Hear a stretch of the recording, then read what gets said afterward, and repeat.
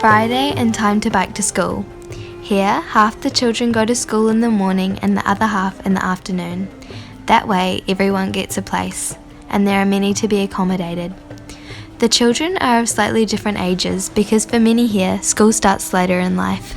Some because they needed to help at home, others because their parents can't afford to buy books and school uniforms, or because they don't have a birth certificate. For Farita, Vasika, and their friends, the journey to school is the same as every other day, and yet it's not. Someone is missing. During the last monsoon, large parts of the village flooded and the worst happened. Their friend, Fasira, drowned. When she died, it felt like we died too, says Farita. We miss her so much. And now we are very scared when we are near water. We know we have to be so careful so it won't happen again. The school is located in Karate, Cambodia. In recent years, the consequences of global climate change have become increasingly clear. Rising temperatures make the monsoon stronger and longer, causing more severe floods, increasing storms, and making drought worse than before. It affects the whole of society. This makes it difficult for people to use the roads, access clean water, or to be able to grow crops and earn an income. During the floods, diseases spread easily and the risk of water-related accidents increases. Many families are affected, and for some of them, like for Sarah's parents, it changed their whole life. Đục cồn từ lên đúng không? Thế, lùm lặng từ phật phê phật ấy mùi nâng nâng phơi ấy. Tức lịch phơi đây hay.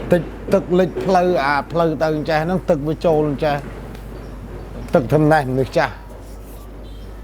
Nông ngày nông thầm đà nâng cồn nhom nâng có chi mô tô đục chỉ đồn mùi với pì nẹ tiệt. Nhom sẽ phép niếng mô tô thu đấy côn khạch bạc co vào mô tô đập phê côn cơ lệch mơ cha huyết đăng lưm đăng ấy. Có hiếp mua gà mô tô máu chụp một tè phù bìa nông tới. Nhom có plak cô huyết mong quy một tực côn nâng đồ ai rộp huyết. Đa cắt một nâng đa tới chẳng ngại phải chứ học sắp mạch nâng quy ọc ba chỉ cung chắc mơ côn sắp ta bài nâng dì cho mùi ông về tân này nè nơi khăn này cái lấy từ nó bắt côn hơi cái thả ớt khơi phòng ní ớt chạp ở rõm thả côn nó mụt tực lên bài dì cho mùi ông về khăn này bà màn mặt tiết sắp ta khơi mình đa họ sẽ xuông mùi con tới mùi con thơ đại luôn tất bạn họ tới họ khơi được không họ khơi chỉ một tô bao mà phép mai về tới đi mai về sẽ dùng cho tới từ đó hai mùi để một chỉ mùi nó tha na về lịch cái lạnh na hành phép ông lịch cái lạnh na về cho thằng lịch tới nắng khơi phải chỉ phép mai. Fasira's father, Al-Insur, tells how he and Fasira's mother have the difficulty managing anything after their daughter's death. They have their own oxen, but that is not enough to support the family. Previously, they cultivated tobacco, but during the severe drought in the past year, they had to invest so much money in irrigation that the expenses were as great as their income. Al-Insur can see how the climate has changed.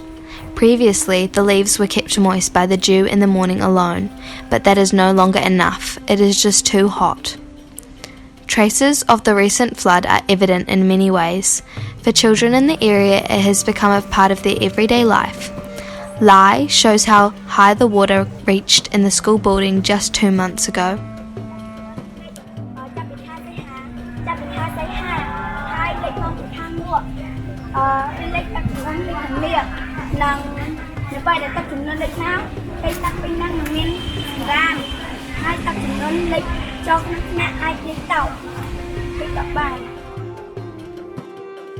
The fact that the extreme weather is part of the children's everyday lives makes it so much more important to find safe places. For many of the children, their own house, which stands on poles, becomes a sanctuary, or even having their own boat, which can be accessed even when the water covers the roads. For Lay, it is his home that provides security. My place safe is my home because there I am safe from storms.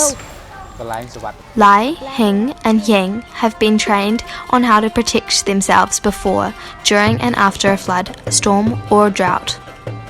It is this kind of knowledge that all children need, and they have the task of telling what they have learned to other children in school.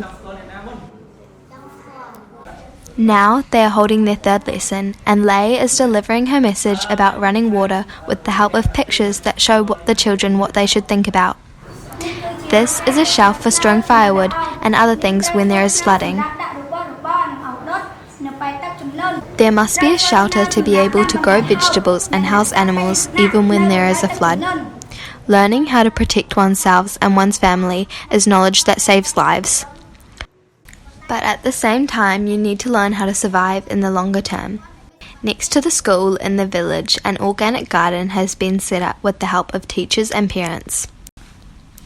Here the teacher, Pethisak, has been trained on how to grow in a sustainable way, and now grows lettuce, herbs, potatoes and water spinach seedlings.